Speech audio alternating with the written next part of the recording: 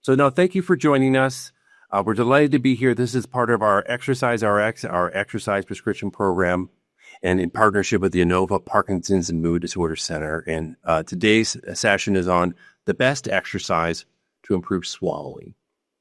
So what we always do with this is we always have a nice set of surveys that go out. And for this month's survey, we got a number of answers. And I thought I'd lead off with this very interesting result. We asked people, before the session, were you aware that there were exercises that might help improve swallowing? And fully 3/4 of people who were responding were saying no. No, flat out, 62.5%, or not sure, 12.5%. And so that's good in that there are a lot of things we can do. We do have a lot of tools, but it's interesting because I think we talk about it a lot and then maybe we don't actually get the point across. So we're going to get it across today. If I had 30 seconds to tell you the most important things, here we go. The best exercise, just to cut to the chase, is going to be the one that addresses the underlying cause of the swallowing problem. And we'll get into those causes, but just adding an exercise willy-nilly is not really a good choice. Oftentimes, swallowing issues are hard for people with Parkinson's to perceive themselves. Usually you need to have the help of a speech-language pathologist and actually usually some instruments in order to be able to find it. It's not visible the way your changing your gait is or your voice is. And then one thing we found that was very interesting is that many unrelated exercises like choir or even physiotherapy can actually enhance swallowing interventions. And we're going to go ahead and talk about that a little bit later on. The focus for today's program is what are the key issues for swallowing and how are they addressed? And then what are the best exercise to address those issues? And again, it'll be very dependent, but we'll go through a range of the different exercises. So beginning with what are the key issues and how do we address those swallowing problems? First, we asked everyone what kind of swallowing problems they're experiencing. And I think this is a very good mix of what is actually supported by the research. Quite a number of people are dealing with drooling. And you might think, well, drooling's not really a swallowing problem, but actually the research shows that if you have a drooling issue, even if it's very mild, it means that you're automatically at a slightly higher increased risk of having swallowing problems. If you come into my clinic and I'm getting ready to evaluate you and I notice that you're drooling, I'm definitely going to make a much more careful examination of the swallowing in addition to everything else. Pill dysphagia, difficulty swallowing pills, is very common as well. And a number of you are mentioning that issue. And oftentimes I'd say that that's where people first notice it because we're always taking pills. The pills are small and we take them with water and sometimes it doesn't work very well. And so it's an area that shows up very quickly where something at a mealtime might take some more time. Coughing with liquids. That's sometimes your natural defenses, letting you know that maybe some liquids are getting in the wrong place, and it could be an early indication of a swallowing problem. And sometimes also people report having a runny nose or postnasal drip, also probably your body's natural defenses. Now, there are a lot of times where people will just have that issue naturally, and it occurs throughout the day. That's not a swallowing. It is usually timed during the mealtime while you're eating things. And then the last one is with heavy foods or thick foods or foods that are like intact meats or salads. That's pretty common. And actually, I think that's common for people even when you don't have Parkinson's. As we get older, it's a little bit more work. I want to add two things that didn't show up on there. We didn't really put them into the mix, but if you're someone who's getting unexplained colds, respiratory infections, especially if they seem to be recurring, that's kind of a red flag for swallowing dysfunction. And then weight loss that you're not intending to cause. So you're not on a diet, you're not taking, Ozempic or something like that, and you're having weight loss. That means that maybe you're not getting the calories in that you need to. And that's probably a swallowing issue at some point. So as I was mentioning at the very top of the lecture here, what we prescribe when we're doing exercises as a speech therapist depends on where the problem is. So there's actually another phase in this graphic of pre-oral where you're getting the food from your plate to your mouth. I'm not really going to worry about that. That's kind of more of an OT world, although I do kind of get into that and they get into my world. But when you start talking about swallowing, there are three primary phases that we're looking at. We have the oral phase. That's when the food goes in your mouth. It's when you're chewing it, you're preparing it into something that is ready to be swallowed. That's called a bolus. And then you put that somewhere in the center of your tongue, and you put your tongue up against your back of your front teeth, and you use the air pressures to push it into the back. And that's when the swallowing starts to become automatic. So all this stuff you're doing with your lips and your teeth and your tongue and all that, that's all volitional and you're controlling it. Once it gets to the point where the swallow is triggering, that's automatic and you can't stop it once it starts. And that gets into the pharyngeal phase. And the thing with the pharyngeal phase, it's pharynx here, is that it has a food passageway in the back and there's an air passageway in the front, and they're kind of paired right next to each other. So something has to come and protect that. And when that protection isn't intact, that's when you run into some issues. And sometimes also when the food doesn't move as quickly, that becomes some issues. The third phase is the esophageal phase.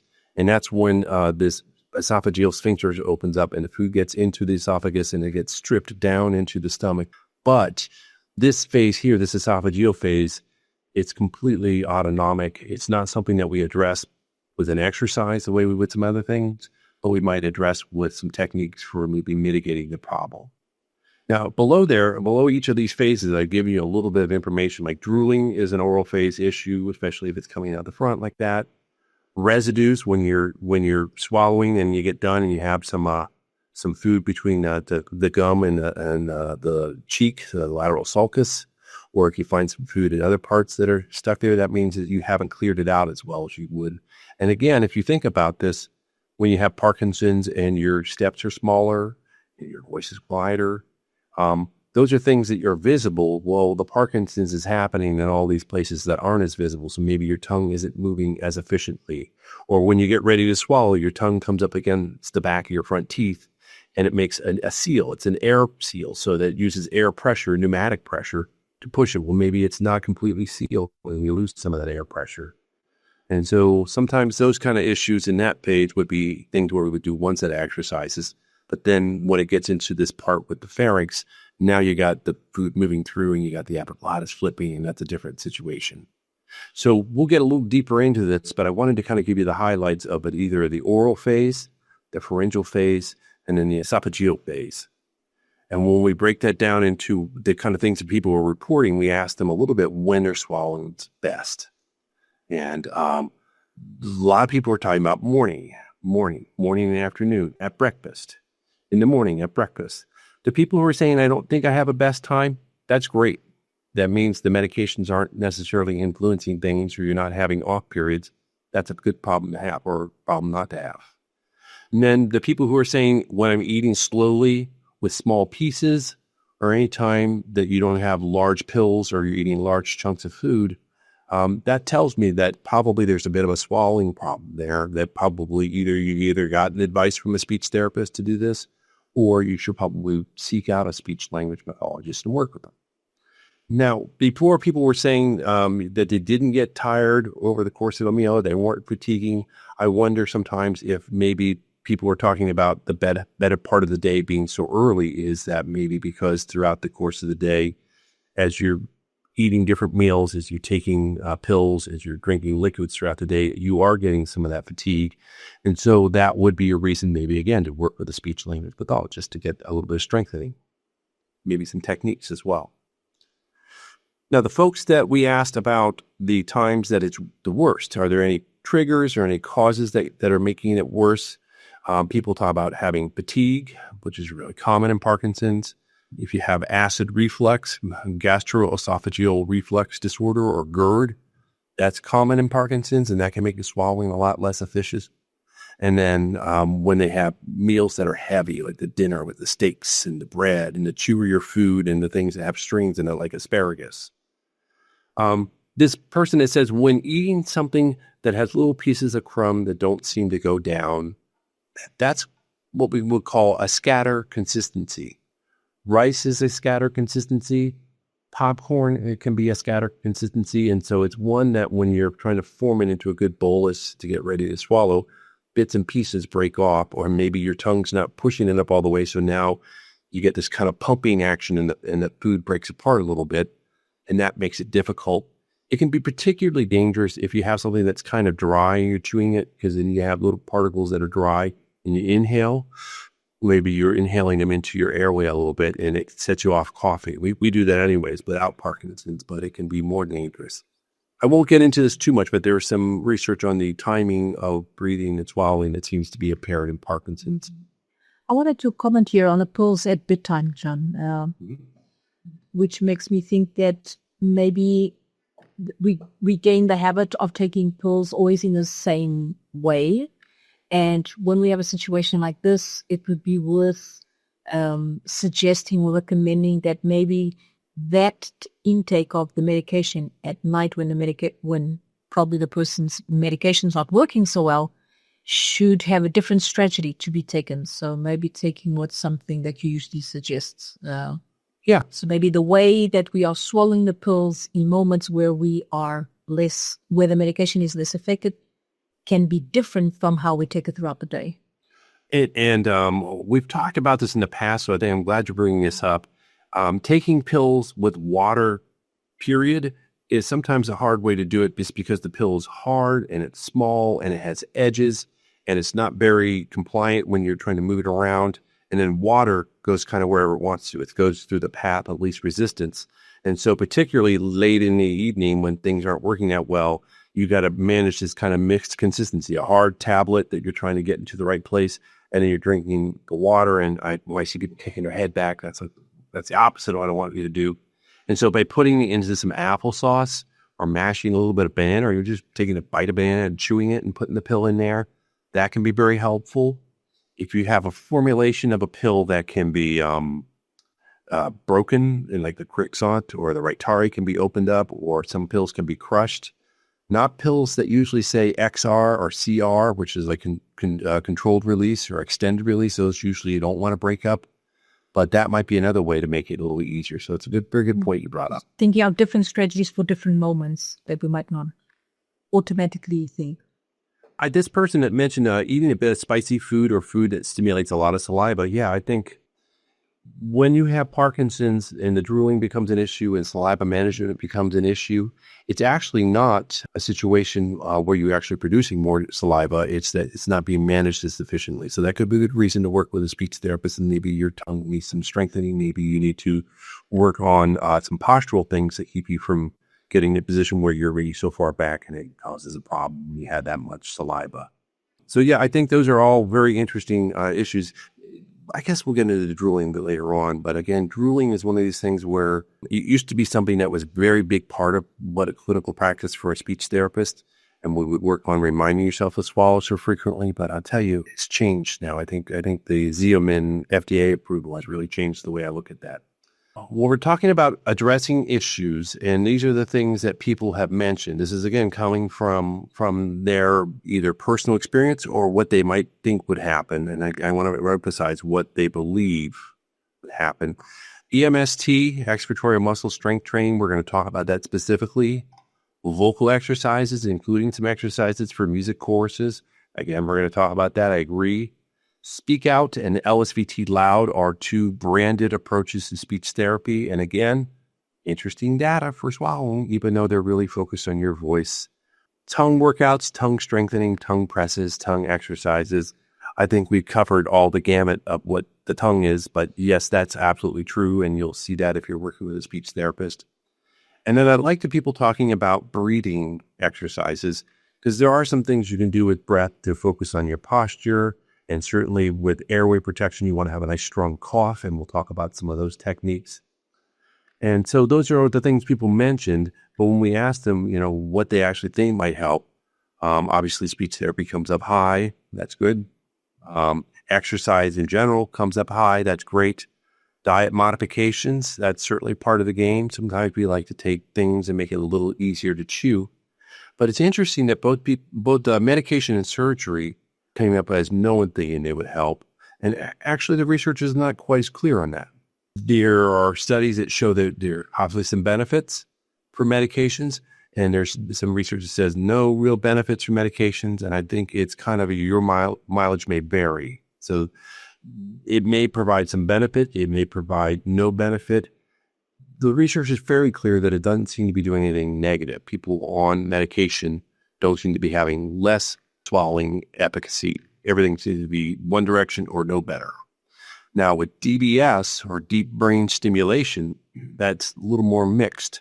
It has all the same benefits that you would expect from a medication as far as bradykinesia, speed of movement, and rigidity, which is the muscle stiffness, and that can be very valuable for swallowing. But the DBS electrodes are actually put pretty close to the structures that are actually becoming the cranial nerves that help you swallow and talk. And so you might have a situation sometimes where the leads could be causing some electricity to get in there and affect the movement of the muscles. So why am I saying this? Only just to say that you're correct in some respects that medication and surgery wouldn't be my first go-to, but there may be some impacts, and you should probably be aware of patterns. If you notice that medications seem to actually improve your swallowing somewhat, then maybe when you're talking about your meal timing and your medications, that maybe you're a person that takes your medications before your meal. I mean, your doctor has probably told you that sometimes people can have an interaction with the protein and the medications, and they compete in the duodenum. I can go that. They're basically, you want to be avoiding taking your medications right at your meals because it might make them less efficacious. Okay, so you could take them a half hour before or an hour after. That's kind of the lightest guideline. I might even say 45 minutes or an hour before or 2 hours after, just to make sure you're really not getting in the way of the food. But if you notice that the medications improve your swallowing, then you're probably an hour before person, not a 2 hour after person, if you can manage that. Similarly, if you think the DBS may be having an influence, that's a good thing to talk about with your doctor, because it may be some programming changes, and it could be programming for all of the day long, or they could be programming that maybe you used only at meal times or when you're talking, and that's, again, something that they can help you with. Speech therapy, I'm glad so many people brought it up, and I think it's important because speech therapy is very critical. Swallowing issues are very serious, and they're not easily perceived by the person living with Parkinson's. So if you are having some problems with your swallowing, you might not notice it. You might just work a little harder, where if you're having problems communicating and you're going, what? You might recognize that a little bit easier. And actually, it's gotten to the point where these self-reporting surveys that you take, like the EAT-10 and the SwalPAL and stuff like that, that researchers are pushing back on those and saying maybe they're not as effective. They're good conversation tools. They're good ways to have a conversation with your doctor. So there's a good reason to fill them out. But the numbers that they use for cutoff of this is a swallowing problem and that's not, might not be as valuable as we thought they were 10 years ago. Another reason why it's important to work with a speech therapist, and we got into this before, is that we want to make sure we're tailoring the solution to the actual problem. And there was a really great study, been a while now, 14, 15 years, where they were showing the chin tuck, which is a common solution for people who have bad airway protection, the epiglottis is not flipping. And they were showing that for some people, it was needed and necessary. For others, it was not. And for some folks, actually, it was actually not beneficial. It was the opposite. It was making the airway tighter and making food more difficult. And so it wasn't actually good to do that. And so just doing something like that you may have heard from somebody or learned in a support group without knowing whether it actually benefits you actually could be counterproductive. And that's why working with an SLP is important, a speech language pathologist. Now, what we'll do, obviously, we're going to try to exercise and get you stronger. That's very important. But at the same time, we'll also have some techniques you're going to use at meal times. And maybe you're not going to go after a huge pork chop or a big thick steak or, pork ribs or something like that make it hard to eat. And you're going to go to things that are a little easier to chew, meats that are not intact anymore, like a hamburger or meatloaf, and adding condiments and liquids and oil even, just to make it easier to swallow so you have lubrication. And then also we'll talk a little bit about things you can do at meal times to make it easier by reducing distractions, by making sure the lighting is properly set up and you can see everything. You have maybe high contrast if you're having any visual issues. And so there are environmental things that we can do, working often alongside our occupational therapy colleagues, just to make sure that the meal is optimized. And so that's, again, part of the why I think you should have a relationship with a speech language pathologist. When you look at the research, people might self-report having a swallowing problem at about 20 to 30%. If a speech therapist just sits down with you and takes a tongue blade out and a flashlight and looks around and does a couple tests, then that actually shows that maybe those people might have 60 to 70% of those individuals will have a swallowing problem. And then if I put you into an X-ray swallow study or use a FEES, which is a camera that goes in through the nose, it sounds scarier than it is. It's actually quite good. Fiber optic endoscopic evaluation of swallowing. The rates of diagnosis of a swallowing problem go up into the 80 and 90%. And so it's something that almost everyone with Parkinson's is going to deal with. And therefore, it's something that you'd want to probably get a relationship with a speech therapist earlier rather than later. And if you don't need anything early on, that's great. But now you have someone who knows what you look like and can help you when something does crop up. Someone was diagnosed with Barrett's esophagitis. Barrett's esophagitis is a breakdown of the like the lining of the wall in the esophagus. Instead of me throwing a bunch of terms here, you swallow, goes into this part, the pharynx, the cricopharyngeus opens up. That's the sphincter that keeps everything tight, and then it goes down to the esophagus. You have this lower esophageal sphincter. Right there where that lower sphincter is, as you could be getting through, it could be not patent anymore, right? It could be not closed all the way, and then acid gets in there and breaks down a little bit of that area, and it becomes a little white and flaky.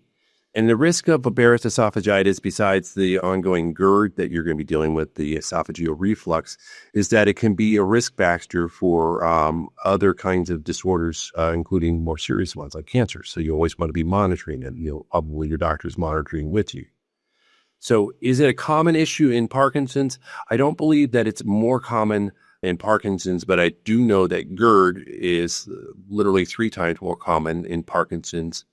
As you can expect, the same reason why we have the loss of muscle function externally, you might have some laxity of the sphincters. And so that lower esophageal sphincter is kind of the guard between the acid in your stomach and your esophagus. So if that gets relaxed, you might have more risk for it.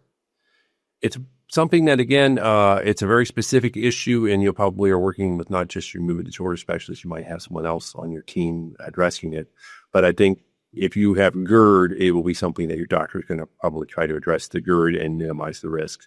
Now, how do you address this problem? GERD, it's going to be medication, it's going to be diet, and then there are some surgical implications.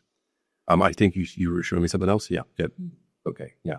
So I'm sorry you're dealing with it. It's something that if you monitor it, you can usually control things pretty well, and it won't progress to more serious issues, but it's also good to be vigilant. So thank you for the question. So we asked them again, what are they doing now, or what have they done in the past to address the swallowing issues? And so some people don't have swallowing problems, did nothing yet, that's great. Speech therapy one-on-one, perfect. Again, I think you want to have a long-term relationship with a speech language pathologist, simply to make sure that you're addressing the actual core problem. And then if you're doing that early on and there's no problem, then, we'll see you in 6 months, we'll see you in a year, and we'll reevaluate and make sure there's nothing cropping up. It's much easier to address these swallowing problems earlier and bring you back up to your baseline than it is to go back after you've had some real serious problem and then try to bring function back in there. That's the same thing for all rehab.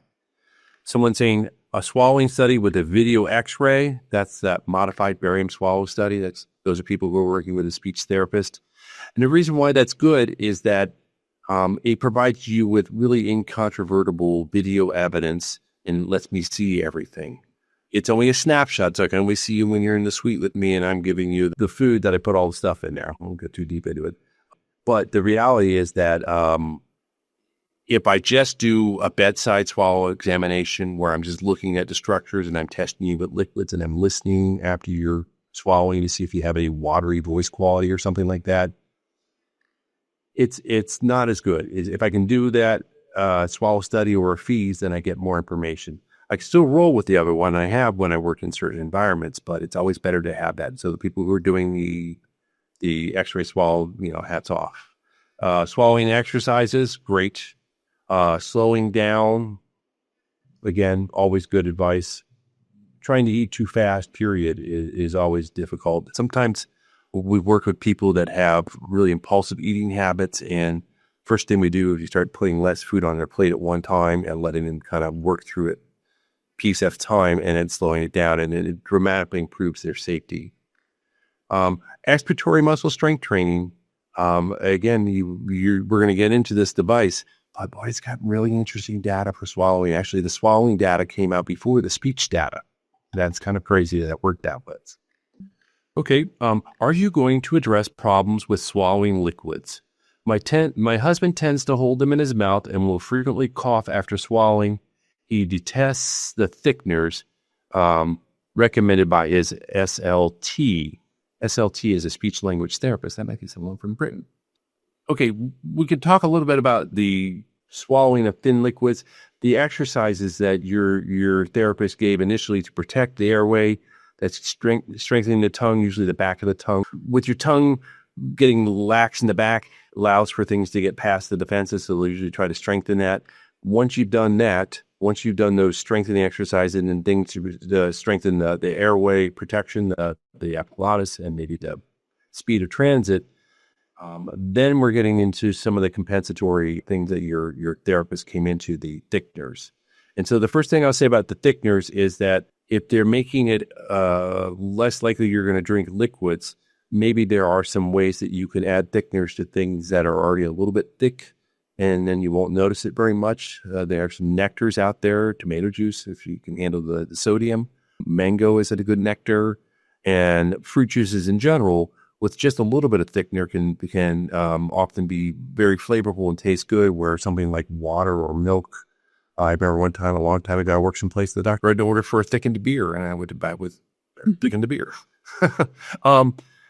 So that's one thing you might do, thickened hot chocolate. And then if that's still a no-go, then you might ask your therapist about the Fraser-free water protocol. And that's something where if you have good oral care, you clear all the food particles out of your mouth with regular oral care after each meal. Drinking water by itself, just regular thin water, doesn't seem to increase your risk of getting pneumonia, and that's valuable. That's good. So that's two things to consider. And as far as holding it in his mouth, again, this is one of these things where sometimes it can be hard to trigger. You might see if they can give you some tactile cues. Sometimes we're getting just a little bit of touching right around the Adam's apple help sometimes trigger it. Sometimes people do it on the cheek. So you should ask your speech therapist to help you come up with things that you can use to help cue as well. And that might help. Also try to get smaller sips if you can do that. Now, when you have a straw or something like that, it's not as easy as not putting as much food on the plate, but there are options. What GERD is? Yeah, GERD. GERD is gastroesophageal reflux disorder, and it's basically acid reflux, and it's something that occurs when the acid in your stomach gets past the lower esophageal sphincter and gets past your defenses and causes irritation. And what happens a lot of times with that irritation down there is there's a lot of nerves at the very bottom, and it refers up, and maybe it feels like your voice is scratchy, or maybe it feels like it's actually up higher if you got something stuck up here. And often what it is that it's irritation right down here, but the nerves are referring it up higher. It can really interfere with your ability to sleep at night. It can wake you up. If you ever wake up coughing in the middle of the night, that's usually GERD that is actually creeping its way up your esophagus and actually getting into your airway, and your airway's going off. When you start coughing, that's your airway protection at work. So that's a variation of GERD called LPR, laryngopharyngeal reflux. And the reason why LPR is important is that if you get that happening often enough and the GERD gets up to your airway, it'll eventually affect your vocal folds. It'll eventually get into your airway there and actually make the vocal folds irritated and make your voice raspier and quieter and more hoarse. And that's why you want to address it. The way people address GERD, gastroesophageal reflux disorder, is by modifying their diet, getting a lot of acid, removing sugar. I hate to say it, but chocolate is a big source of GERD. Tomatoes, oranges, and then you can raise the head of your bed up a little bit, or you can get ledge pillows so that you're not lying all the way flat. And then there are some medications you could take, although some of the more common ones are not in paper anymore. So I would talk to your doctor before taking something over the counter. This expiratory muscle strength training, as we were just talking, is one of the things that I'm going to be recommending. I wish this was a publicly traded company that I could buy stock in. I have no affiliation with them, but it has great data, and we'll get into it. I think that's one that I'm surprised I don't see more, and we should change that tonight. So what are the best exercises to address the swallowing concerns that we just brought up here? And just as if by magic, a wonderful article came from Dr. Oken's clinic in Florida at Fixel with a number of great clinicians, and it covered a lot of autonomic and non-motor symptoms, but we're really just going to focus on dysphagia, swallowing problems. And at the top of the list is expiratory muscle strength training, or EMST. And then right below that is something called sensory motor training for airway protection. And then the third one that says might be affected is video-assisted swallowing therapy. And I'm just going to break them down very quickly. It's interesting that all three of them require pretty specialized equipment. The EMST is a device that is a threshold trainer, so you have to be able to push with enough air pressure to make it open. So I'm not pushing yet, and if I hit the threshold, the minimum pressure, then it lets the air through. And you see how fast that is? I teach a class with the Inova Parkinson's and Mood Disorder Center. We taught it earlier today, and we do a breath thing in the middle of it when we're doing a particular exercise. And I'm exactly trying to mimic this fast movement. And by doing that, you're engaging these muscles very directly. And by using the threshold, I can calibrate how much effort it is, and you can change that over time. And what's interesting is that it has a very strong base of research. Initially, they thought, well, we're going to improve people's breath support, so they're going to be louder and they're going to talk like actors. And actually, that didn't show up on that first study. But then they went through the data a little bit more, and they noticed some improvement in swallowing function and strengthening of what we call submental muscles here that are involved in bringing these structures up. When you swallow, this bone right here in this area all comes up and forth, this hyolaryngeal excursion, and that's beneficial, and this absolutely benefits that. And so when you start looking later into the research, they continued to research it for many years. They found swallowing improvements, obviously. They found voice improvements. And recently, I was working on a textbook chapter for Springer earlier this year and did the review. And there's a study out of Japan for drooling even. So this is like a very magical tool that's available, and you buy it on the manufacturer's website. And it's not inexpensive. It's like $50-some, but it's reasonable for what they're offering. And they have two versions of it. They have the EMST 150, which was the original one, and that means you can get up to 150 centimeters of pressure. I've found that a lot of people starting on, especially if they're a little bit less in shape, might be too hard because it starts at 30, and then they made a version that's called the EMST 75. And I actually like this one a little bit better because you can start lower, and many people get pretty good benefit up to 50, 60, 70. And if you're getting that strong that you're at 70 and you want more, then you can upgrade to the next one. But I think for many people, this 75 is quite good. That's all I'm going to say about the sales pitch, is that I really think it's a good device. There are some copycats out there. I don't see them being a lot less expensive, and I would go with the one that has the research because I just think they're really a good team, and they continue to Dr. Sapienza continues to produce very good research. And then I will say that there's other devices that use resistance. So again, this one is the threshold trainer. You got to get to the volume that I want before it opens. This one just provides resisted baffles in there, so you're pushing against that resistance. And what I've found with this device, and this is a very popular device that I've used before, is that if people don't really push hard, then the resistance doesn't kick into play very well. And so I have people, when they're not pushing hard enough, their air just sneaks out through the little baffles. And the breather people figure this out, and you can buy a little manometer, a little device that tells you how hard you're blowing. But by the time you buy the little manometer and the device, it's the same cost as this. And the research is a lot stronger on this than is the breather. So I don't recommend this resistance trainer. I recommend this. You have a question here compared to the water bottle? Okay, yeah. Compared to the water bottle exercise we do on Tuesday's class, is it close to EMST? And actually, the water bottle we do something with a straw, and it's called semi-occluded vocal tract therapy. And so that's slightly different. It's a great question. And what's happening with that is we're blowing bubbles while we're phonating, and the air pressure is coming from above. This is below the glottis. This is subglottal pressure. But at the beginning, because I know you're in the class, I recognize the name. I won't out you here. But when we say we want to blow really hard, when we're warming it up, that's exactly where we're blowing hard. We're not blowing bubbles like I want, blowing it out like that. We might someday get more into this. I might just ask people if they want to buy a device in that class. It would be a great one to use. And again, this device is easy to use. It's low impact. And it just seems like they're publishing a new article on it about every 6 months, just like the LSVT people. So great question. Not quite semi-occluded vocal tract therapy. But I steal, as you know, in my class, I steal from everybody. And so that's why I take that from there.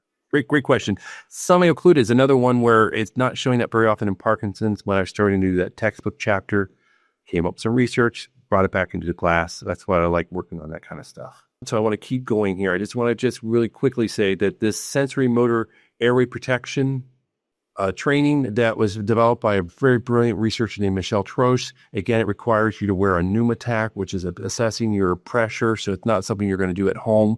But if you go to a therapist that has that, what they do is they put a little capsaicin in there, a little irritant pepper, and then it trains your coughing and makes your coughing response stronger. It's kind of a cool trick, but it does require some specialized equipment. And then there's video-assisted swallowing therapy. That's from Yael Manor at Ichilov Hospital in Tel Aviv. And it's one of the very few randomized double-blinded studies. There's not many of them out there. And that uses the fiber optic evaluation of swallowing. So it goes through your nose with the camera, and then she uses it as a biofeedback tool. So again, it's very cool, but it requires some specialized equipment that you're not going to be able to buy at home, but the MST is available by mail. Looking ahead, this is, again, a research article. So they're looking at the research quality, and they say, well, evidence is not confirmed, but we all know that LSVT has developed some body of evidence that it's beneficial. Swallowing exercises would be my go-to, so they have some benefit. Singing, again, choirs, that's very cool. Whoever put that in the survey, you're correct. And then respiratory swallow coordination training, and that's, again, some of that breathing and timing that we were noticing before. It might also tie a little bit into the sensory motor training. So again, the thing is that those are things that are probably beneficial. It's just studying rehab is hard. And I would say on my clinical experience, swallowing exercises, of course, they could definitely do respiratory swallow coordination training, probably helpful. Use of a surface EMG, that's a device here that could be used as a biofeedback tool, possibly helpful and probably gotten better. My experience when I was using them in a clinic, I had to get training on this device that I didn't use very much, is that you have to set a ground in order to get the signal. And boy, that took a long time, and I spent more time playing with it. And I love technology, but it took me forever to get that thing running. That it's probably helpful if it works better than it did when I was working on it like 10 years ago. So again, there's data on it. I'm not taking it out of commission. And if you have a therapist using it, God bless them for doing it. Now, less helpful, but I keep them arrows in my quiver. We keep them in our armamentarium. Is thermal tactile stimulation. That's using a cold stimulus or a sour stimulus, usually in the back of the throat, to kind of wake up the nervous system. It's not something I would go to very quickly. It would be something I would do with someone who had perhaps a stroke, much higher level impairment. Like my clinical fellowship was at a trach and vent unit in the hospital. That would be something we would use in that environment. And then neuromuscular electrical stimulation is something that PTs have been using to great effect for many years. That's when they put the electrodes on the muscles and then they turn it on. It makes the muscles contract. And again, I got trained on this. The research on it has been very, very inconsistent. Actually, early research was showing that it was strengthening the wrong muscles because people were putting electrodes in the wrong place. The laryngeal depressors were getting strengthened. And when I went to that training, I was surprised at how little people really knew about where they're putting. These muscles here are tiny. They cross over each other. You have this piece called the platysma that crosses everything that can spread the current out. So it's very easy to put the electrodes in a place where you didn't intend it. And all of a sudden, you're either not strengthening what you're hoping to strengthen, or if you're doing it really badly, you're strengthening the antagonist muscle, the one you don't want. And that's why I think it's worked very well for PT. Wouldn't be my go-to for speech, but there are people using it to good effect. And if they are able to be scientists and understand what it looks like when it's working, then maybe there's some benefit. So there's some evidence. I don't want to throw it away, but it's not my go-to. Now, the most interesting part that we figured out when we were doing the research on this is that not targeted but probably helpful is that there's a lot of exercises that aren't specifically on swallowing function done at Masako or Mendelssohn or something like that, but they seem to have global improvements. And the first one is choirs. And I remember when Parkinson came out, choirs seem to have some benefit for generally strengthening the muscles that are being involved in airway protection, but also for the muscles being used for movement as well. Obviously, the social connection is very good. And Parkinson's has a really long story history with music. I kind of think it has to do with the limbic system, the emotional system being stimulated. So it's about the repetition of the movement, right? It's like you want to improve swallowing, swallow. And it's like we can't recommend you that you be eating all the time, but we can recommend that you sing, right? Yes, and exactly that. I mean, there are some exercises we would do. A lot of what we do for swallowing exercises is having you eat more. The days of doing a lot of tongue exercises, I mean, there are some that we do, but some of the stuff I think I was doing when I graduated 20 years, it's gone. We've learned just like we learned with exercise. So yes, the repetition for sure. And it's also just kind of fun. So it's a nice thing that maybe you can add to your external set of activities, and it will benefit you without you having to necessarily do your exercises, eat your Wheaties. The LSVT first came out with some of these studies in the early 2000s, and I kind of used to push back on this because if you have a swallowing problem and you're coming to my clinic for swallowing problems, I'm probably not going to do LSVT as my primary intervention. Now, if you also have a voice problem, I might try to put both of them together. But I want to be real clear that the studies that they're referring to here are pilot studies. They're small studies, but they have really solid, I mean, they're using imaging software, so they're using modified barium swallow studies to get the outcomes. That's gold standard. This first one was El Sharkawi, which is funny. When I was looking in ChatGPT, it was attributing to this very famous doctor, Jerry Logeman. And Dr. Logeman was in a study. And when she's in a study, that's a very good sign because she's the elder statesman of swallowing, or she was until she passed several years ago. But the thing is that those are real studies with real outcomes. It's just small numbers. But then they've been doing it more over the years because LSVT publishes all the time, and they had some benefits in pharyngeal phase, the improvements of the muscles and the coming together when you're doing the pharyngeal phase, the transit time, how long it took from your mouth into the esophagus. That's a big factor in swallowing function. Fewer residuals in this pharynx, so if the food doesn't go down smoothly and it gets stuck along the way, then you'll see residuals in there. So it's not my go-to. But LSVT alongside swallowing therapy is probably going to make both of them be a little bit better. And it's just one of these kind of cross-system improvements. It's the same thing. Speak Out is a competitor to LSVT, and they don't have quite the research base. I'm not nearly research based, but I imagine a lot of the same outcomes where you're going to have better cough reflexes, better swallowing efficiency.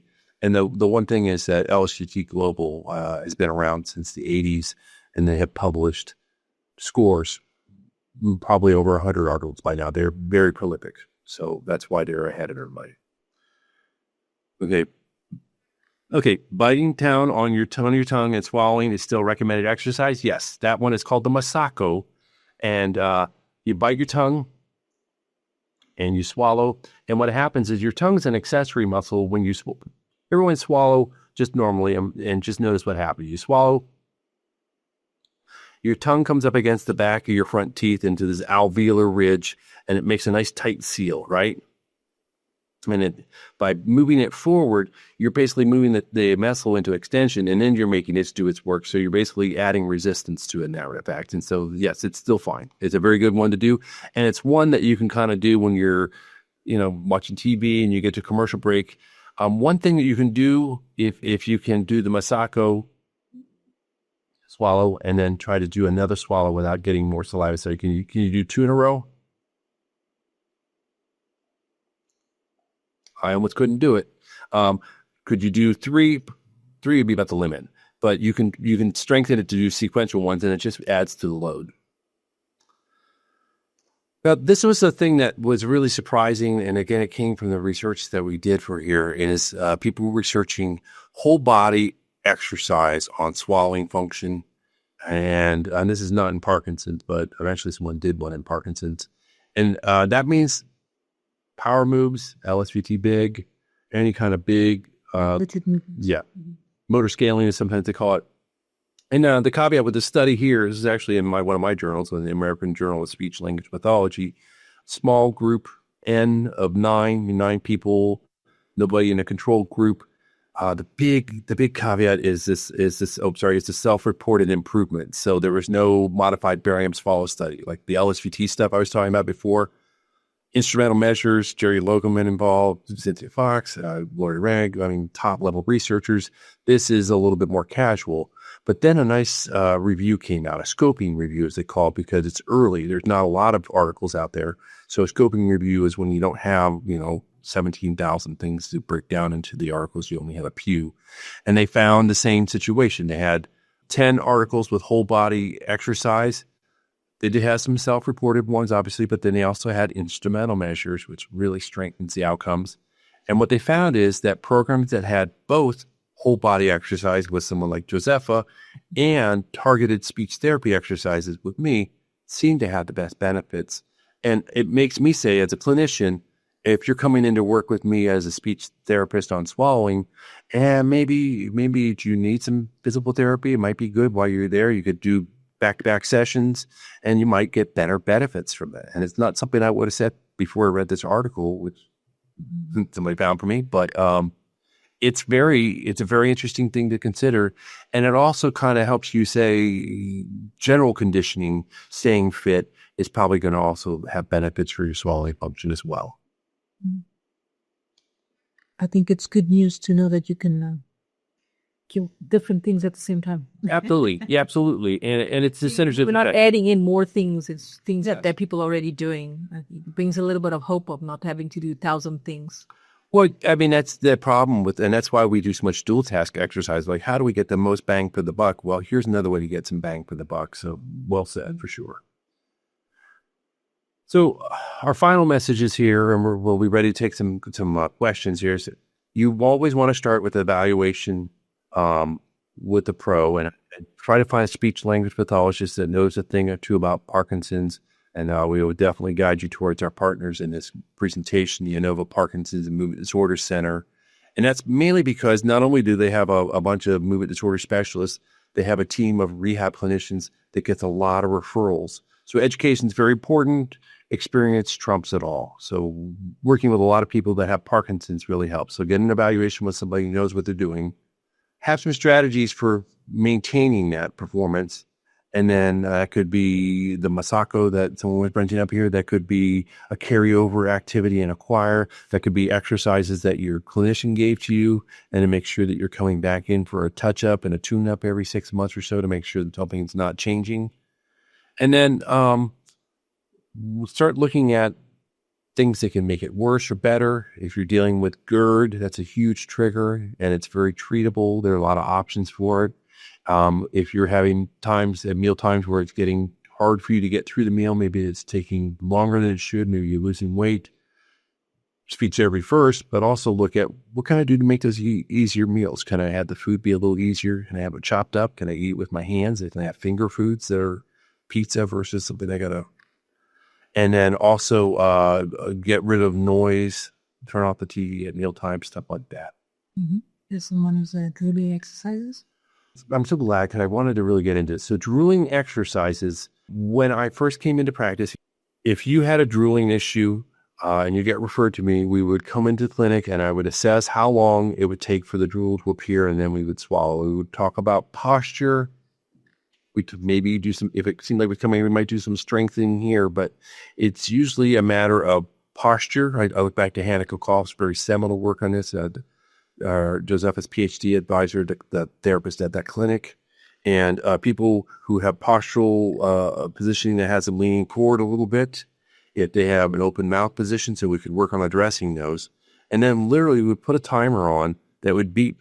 And every 3 minutes, probably usually first, maybe 4 if they were really good, maybe 1 or 2 minutes if they were having a lot of issues. And it would just be a reminder, and we would go about our way doing other exercises, if it was speech or swallowing. And every time it beeped, that was the reminder of the person. Okay. And you can do that. There are devices you can wear. There's an app that's made by a group in the UK that's a swallow reminder, and you can use it with a Bluetooth. And that's effective.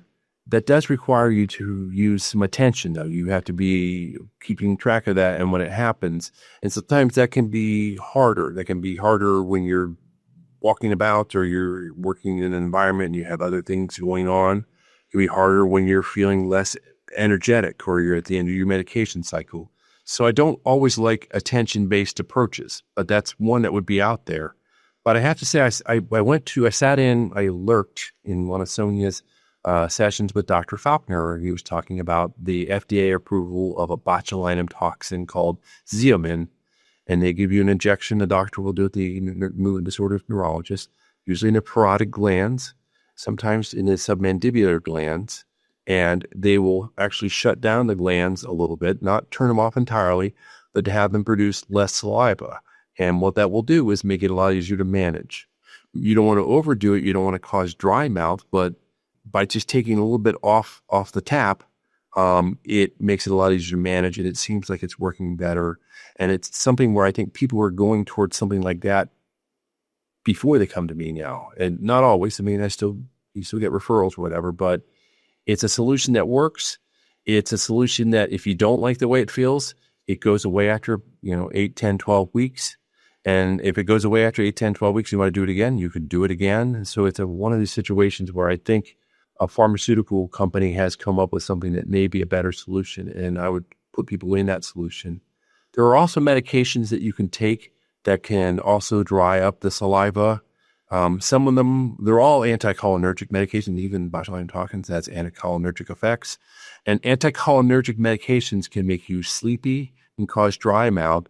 And so your doctor is probably not going to give you just a general anticholinergic that's going to make you sleepier and less attentive. But there are anticholinergics that don't get past the blood-brain barrier and might be an option. Glycopyrrolate's a very common one that I see. And then people sometimes have to take atropine drops. And atropine was actually used for the eye, but you place it locally onto the glands, and actually it shuts them down. The only problem with the atropine is it does take some good fine motor control, and sometimes that can be trouble if you're trying to do that throughout the day. So I don't have exercises anymore for drooling. I would definitely talk about it with your doctor because I bet you they have options. This gentleman doesn't have problems with swallowing, but he has frequent throat clearing. Any comments about that? His barium swallow study, his x-ray swallow study showed good swallowing, and ENT ruled out other problems like reflux, but he mentioned watery sinuses. He's trying now ipratropium bromide. It's one of these things where people can have I want to say an increased sensitivity. It's not an allergy, but it feels a little bit like an allergy, and it makes them feel a little bit like they're having to continue clear something out there. That's one possibility. And again, ENT is a great referral choice, so I hope they get some relief. Another thing that can happen sometimes, though, is low-level GERD that doesn't really become something that you say, I'm having reflux, can sometimes irritate at the very bottom here. And again, the nerves that are right there at the opening of the lower esophageal sphincter can often refer up there and make it feel like that. And a real quick, simple check of that would be to try a diet that has less acid, and perhaps even asking your doctor about a good over-the-counter antacid and trying that for a little bit and seeing if that clears it up. So that might be another option. And it's like what we call a subclinical GERD. It's not the kind of GERD reflux that you're dealing with that brings you to the doctor. I'm having this problem, but it's just enough that maybe it's causing an irritation. There's a third possibility, and it's the one I like the least, is he might have developed a little bit of a behavioral, he is used to it. It becomes something where it becomes a behavior that you're going to have to try to see if you can cue them out of. That's easier said than done, and I'm not pretending like, well, you just tell them to stop, because that's not what I'm saying. But if it's a tick at some point, you might need to really do some interventions, and that would be a good reason to go back to a speech therapist, because they could add that into other treatments. Okay, so if you acquire the MST, are you recommending the 150 model? And what would be the frequency of the exercise? Once a day, every other day? And I'm going to speak a little bit out of school, because I'm not working with you, but I've seen you in my class a lot. If you're feeling pretty fit, you could probably roll with the 150. If you're not sure, the 75 will give you a lot of mileage. And if you're definitely someone who's having less function and you need to get back in shape, I would definitely start with the 75. But I know you. Maybe the 150 is fine. How frequently? They actually have, it's like 5 sets of 5, and you do it every day. And it's the kind of thing that you just add it into a routine. You do the 5, you give yourself a little break. You do another 5, you go break. They have a video. This is how old I am. It used to come with a tiny little DVD that was like the size of a not a full-size DVD, and you could watch, but now it's just all online. But I remember the first package I got this when it first came out. It's also sold with an inspiratory adapter, which I bought. Okay. The inspiratory adapter is not really for us. It'd be better for someone for COPD. So here, I'm sorry, you're right. I can stop the share here. The inspiratory adapter is, I just love the engineering of this. It's smart how they did it. So this is the MST 150. You push out, you breathe. I'm cheating because you're supposed to really, block your nose. It comes with nose clips. And then this, you put it in here. Oops. And you put it in here, and now you can inhale. But again, there's not any real good data for that for Parkinson's. That would be someone for COPD. I bought it because I wanted to see what it looked like, and I'm a nerd. But you all just need this one. Make sure the duckbill makes a big difference. It used to get sold with the duckbill, and then for a while it was without the duckbill. This is a lot of work for your embouchure. Without. Now, if I wanted to work too hard, I might do that. But for most people, you're going to want this little adapter. A nice tight seal. Okay, so yes. So for most of you, again, if you're not sure, you could probably start with the 75. If you're like, no, I'm pretty good, and I'm in John's class every week, or I'm in one of other IPMDC classes every week, and I'm feeling strong. First of all, ask that clinician what they think, but you might go for the 150. I have a question here. Sure. Well, that's the inspiratory adapter one, I thought, right? Mm-hmm. So yeah, Barbara, your question is, I don't think you need to buy this. I think you just need to get this. This has been fun. I've been playing with it, but again, I think it's really for people with COPD would make more sense. It doesn't have the data that the data is all on the expiratory. This is just a toy at this point. Thank you for coming in. Thank you, everyone. Have a good evening or good afternoon for you guys.